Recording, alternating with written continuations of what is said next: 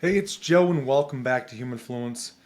This is an extension of the video I just made about the sun and the seven logoi.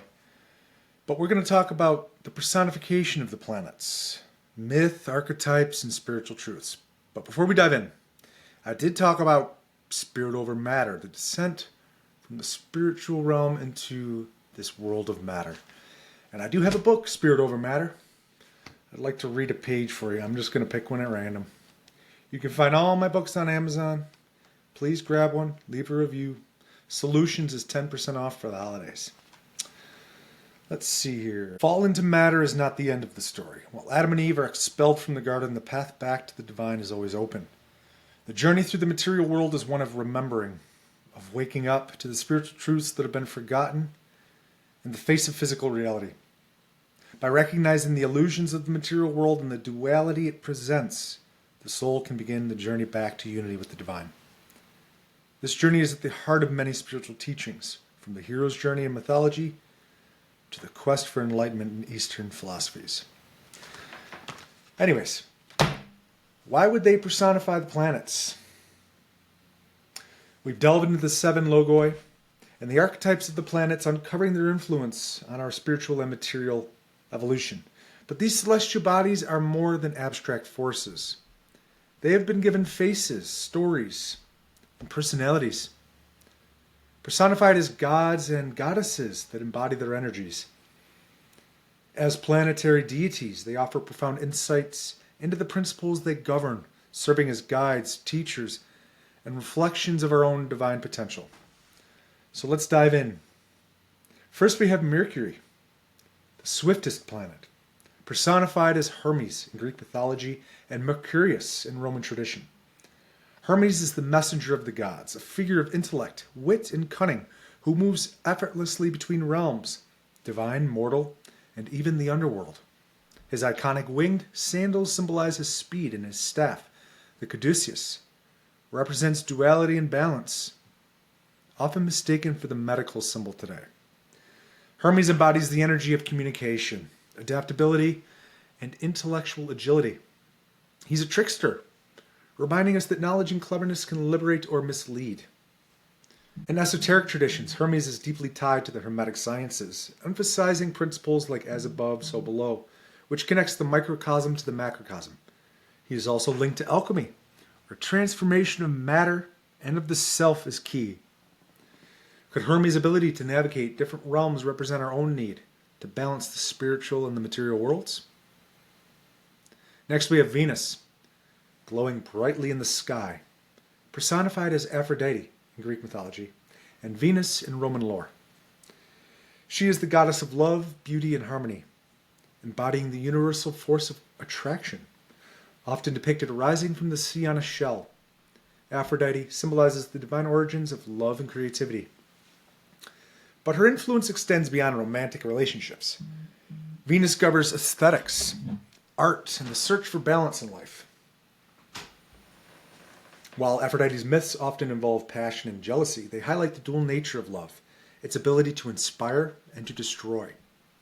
Esoterically, Venus represents the heart chakra, urging us to embrace unconditional love for ourselves, others, and the world. What if Venus' lesson is not about just outward beauty, but the inner harmony we must cultivate to truly love? Next we have Earth, our home, personified as Gaia, the primordial mother of all life in Greek mythology. Gaia is the source of fertility, the life giver and the sustainer. She is the foundation upon which all creation rests, embodying stability and nurturing energy. Gaia reminds us of the sacredness of the material world and our responsibility to care for it. Her mythology speaks to the interconnectedness of all living things, a concept echoed in modern ecological and spiritual thought.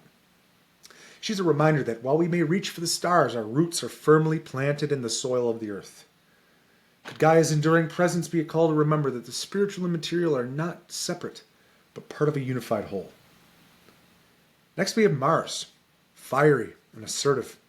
Personified as Ares in Greek mythology, Mars in Roman tradition, Ares is the god of war, embodying strength, willpower, and courage. He represents the raw energy of action and the ability to overcome obstacles. While often depicted as impulsive and destructive, Aries' energy also drives ambition and transformation. He challenges us to face conflict, whether external or internal, with bravery and determination. In spiritual terms, Mars reminds us that struggle and adversity are necessary for growth, pushing us to refine our character and purpose. Could Mars' influence be the fire that forges us into the best versions of ourselves? Next, we have Jupiter, the largest planet, personified as Zeus, the king of the gods in Greek mythology. Jupiter in Roman tradition. Zeus embodies authority, wisdom, and abundance, wielding the power to shape both the heavens and the earth.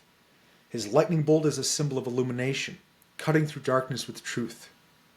Jupiter's expansive energy encourages us to seek knowledge and embrace the bigger picture. He represents growth, both physical and spiritual. He teaches us to balance power with responsibility. However, Zeus mythology also warns of hubris, the overreach of ambition, and reminds us that true wisdom requires humility. Could Jupiter's lessons in growth and expansion be tempered by the need to ground ourselves in ethical principles? Next, we have Saturn, surrounded by its iconic rings, personified as Cronos, the god of time and inevitability in Greek mythology. Cronos governs discipline, structure, and the cycles of life. He is both a creator and destroyer, symbolizing the boundaries we must navigate to grow. Saturn's energy is demanding but ultimately rewarding. It teaches patience, responsibility, and the importance of enduring life's challenges. Cronos mythology, devouring his children to prevent them from surpassing him, reflects the sacrifices and tests we face under Saturn's influence. Spiritually, Saturn represents the karmic lessons we must learn to evolve. Could Saturn's trials be the ultimate test of our resilience and commitment to self-mastery? Next, we have the moon, glowing ethereally in the night sky, personified as Selene in Greek mythology and Luna in Roman lore. Selene governs intuition, emotion, and the cycles of life, embodying the reflective, nurturing qualities of the divine feminine. The moon's phases mirror the rhythms of our own lives, symbolizing change, renewal, and growth. Selene's influence guides us inward, urging us to explore our subconscious and embrace transformation. Her mythology highlights the importance of reflection and the power of stillness in a constantly moving world. Could the moon's light in the darkness be a metaphor for finding clarity in the midst of life's uncertainties? Did I go over the sun?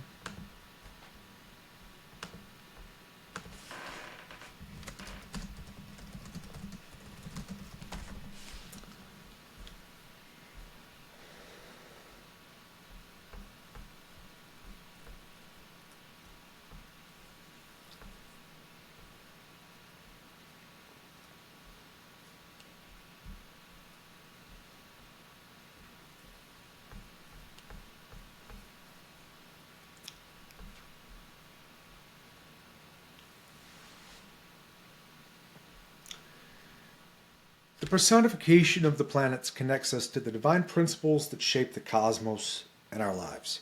Hermes teaches us the power of communication and adaptability. Aphrodite reminds us of love's unifying force.